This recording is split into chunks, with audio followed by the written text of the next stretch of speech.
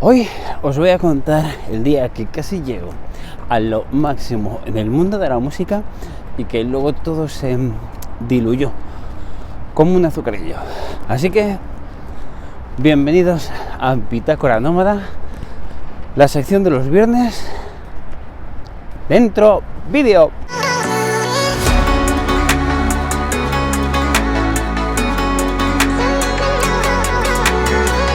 Bueno, pues en un día, yo diría de bastante frío en Madrid, vamos a contar esta historia como ya comenté, cada viernes lo que quiero hacer en el canal es contar historias mías que puedan dar lugar a aprender algo, o simplemente contar anécdotas que me han pasado en viajes, o realmente un poquito en mi vida, ¿no? Y hoy voy a contar esta historia. Vamos a empezar por, yo me he dedicado por completo a la música bastantes años, ¿no?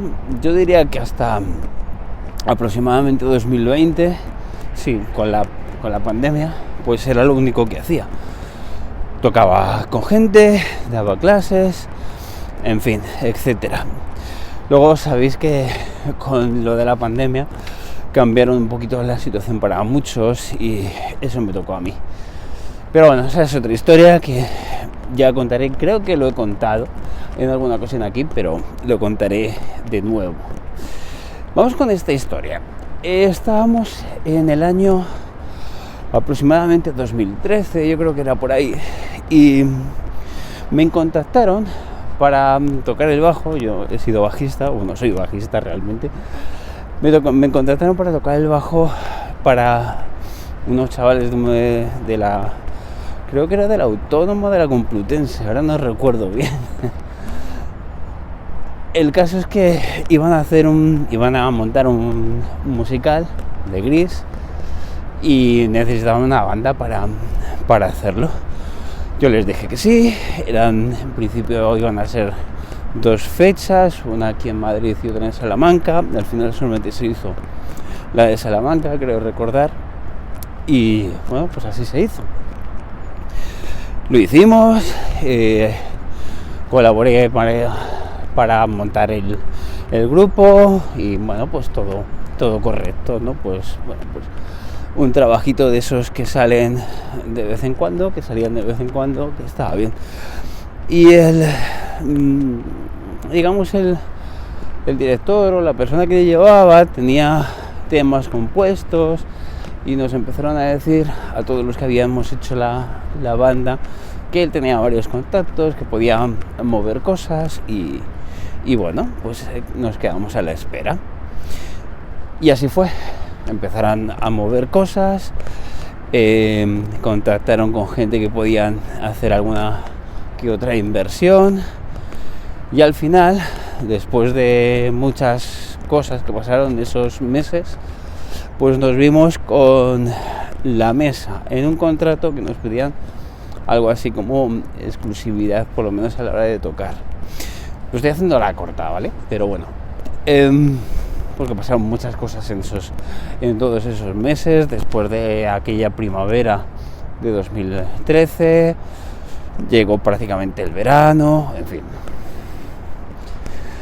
Yo estaba en ese momento tocando en una orquesta. Yo en verano lo que hacía era trabajar con una orquesta. Además llevaba pues casi, yo creo que en esa orquesta entré en 2006 y estamos hablando de 2013, bastante tiempo ya, ¿no? 7 años con esa orquesta. Aquel verano hice la gira de verano de la orquesta. Y como os digo, al final de verano pues nos encontramos con ese papelito que nos decían o que nos pedían esa exclusividad, ¿no? Vamos a ver, las dudas que me podían surgir a mí en ese momento, o el impacto que yo tenía en ese momento, es que se hablaba de bastante dinero en cuanto a inversión, aunque nunca supimos cifras, pero suponemos que era bastante. Y se hablaba de grabar ese primer disco con uno de los productores tops de la música tanto española como internacional, ¿no? Un tío que había producido a gente como Bisbal, y que estaba, con todo ese tipo de gente, ¿no? Entonces era una oportunidad, realmente lo vimos como una oportunidad. Yo por lo menos personalmente lo vi como, bueno, pues al final ya ha llegado un proyecto donde puedo empezar a dejar de plantearme la vida como pues ahora toca aquí, luego este bar, luego este otro sitio, luego era fantástico porque nos proponían o nos, entre comillas, prometían bastantes cosas chulas, ¿no? Entonces, ¿cómo no íbamos a hacerlo? ¿Cómo no íbamos a intentarlo, ¿no? A pesar de eso, yo tuve que dejar la orquesta, tuve que dejar otros grupos con los que tocaba de forma habitual y aposté por eso. Nos pasamos todo aquel año, y estamos en 2014, pues entre que grabamos el disco y todo ese tipo de cosas, y empezando a ensayar, ¿no? Para tener los temas como los estaban. En fin, nos pusieron un local pagado, nos pusieron los instrumentos que nosotros decidimos, todo ahí. Es decir, era como, yo los recuerdo como el clásico Día de Reyes, que por cierto está cercano, pero en plan musical y en plan turbo, ¿no? Porque fue llegar, vale, pues pon aquí una lista de del amplificador que más te gustaría, del bajo que más te gustaría, de los pedales que más te gustaría, y yo ahí haciendo la lista de los Reyes Magos, pensando en locuras, ¿no? De instrumentos. Y todo eso luego se hizo realidad, es decir, toda esa lista se concretó en aquel local donde empezamos a trabajar y empezamos a sacar los temas. Eso yo creo que fue un año más o menos, y un poquito con dificultades porque, claro, al dejar la orquesta mi economía pues sufrió bastante, ¿no? Pero con esa sensación, ¿no? De que, bueno, pues lo estamos pasando mal, o lo estoy pasando mal, pero merece la pena porque, joder, esto, ¿sabes? Y así fue. Terminamos de hacerlo. Recuerdo que también nos pusimos a grabar un videoclip, que además fue una cosa totalmente no sé qué palabra usar, intenso de frío, en un sitio. Lo grabamos, recuerdo, en una nave industrial, ¿no? Y hacía un frío intenso y teníamos que ir todos de blanco y bueno, una cosa. Y ese vídeo, yo recuerdo que unos meses después, vamos por aquí, incluso entré en un bar para tomarme un café, tenía una televisión y estaba puesto el vídeo ahí. Y nunca se me olvidará porque el camarero estaba solo, no me reconoció, obviamente, pero hizo así como un gesto de voy a cambiar el canal. Era como, pero que me estoy viendo, ¿sabes? Y fue muy gracioso, aunque muy un poco extraño.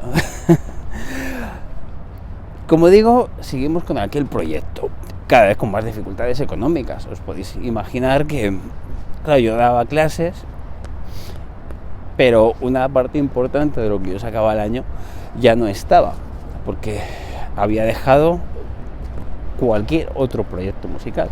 Entonces no tenía ingresos de orquesta, obviamente, tampoco de otros proyectos, obviamente, y eso afectaba, ¿no?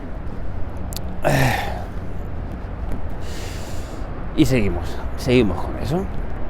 De acuerdo que yo creo que una de las cuestiones es que está precisamente ahí, ¿no? Es decir, no voy a entrar, y yo creo que en algún vídeo sí que se puede hablar, aunque ya hace años, y yo no sé si habrán cambiado las cosas desde ese momento, de cómo funciona la industria musical. Porque yo les digo que aunque fueran estas personas con mucho dinero a intentar invertir en el proyecto, había una especie de muro donde no se podía entrar más por mucho dinero que pusieras, ¿no? Ya no se podía competir con grandes discográficas, ni se podía competir con eso, ya no había nada mucho más que hacer, ¿no? Entonces la historia terminaba siendo, bueno, pues la única oportunidad que tenemos es empezar a dar conciertos donde sea y tratar de mover lo que fuera para eso. ¿Cuál era el problema entonces? Que evidentemente la gente necesitábamos trabajar. Y a partir de ahí fue bastante difícil, yo diría que bastante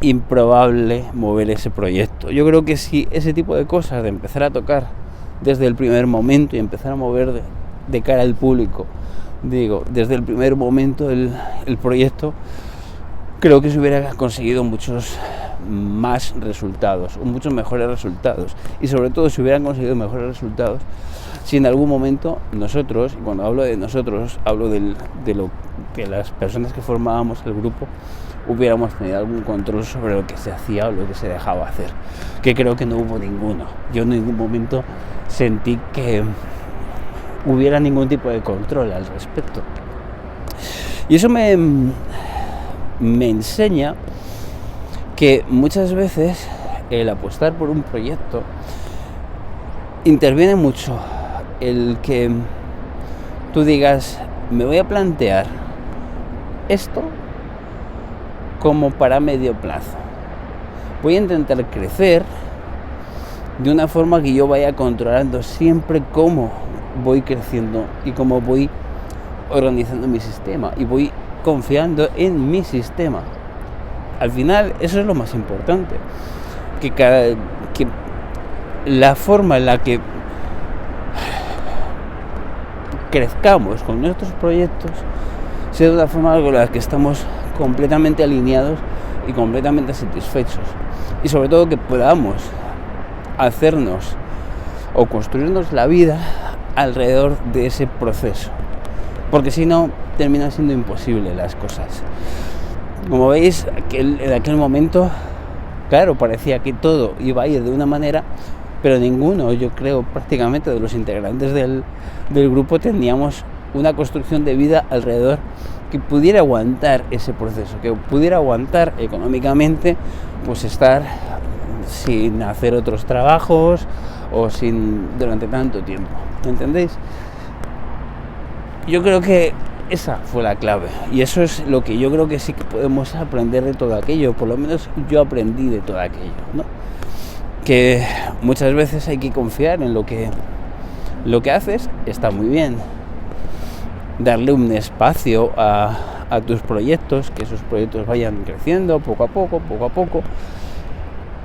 pero que tú controles ese proceso, que tú siempre estés alineado con lo que está pasando en lo que quieres crecer, no que se lo dejes a otros para que lo hagan, y si no lo hacen a tu gusto, y si no lo hacen como tú necesitas, y si no te avisan o nadie te dice que esto puede tardar muchos más años de los que tu bolsillo te lo puede permitir, pues entonces ahí está esa fricción, ¿no? Por eso pienso que ayudar a la gente a convertir sus proyectos en algo fiable o en algo que funcione tiene que llevar el sello de esa persona, ¿no? Si quieres ayudar a alguien, lo tienes que hacer en función de lo que necesita esa persona, pero también de la situación en la que está, y de cómo hacerlo, cómo conviva, mejor dicho, para que todo funcione. Esta es, yo creo que la enseñanza de aquel día o de aquellos años, que fueron como 2 años. Y yo creo que es una enseñanza que puede también hacer el bien para otras personas. En fin, voy a dejar el vídeo aquí, voy a seguir haciendo cosas y nada, pues decírtelo un poquito lo de siempre, que si te gusta lo que ves, me ayudes con este proyecto y mañana nos vemos con algo nuevo. Por mi parte esto es todo por hoy y como digo siempre, nos vemos dentro de muy poco. Adiós.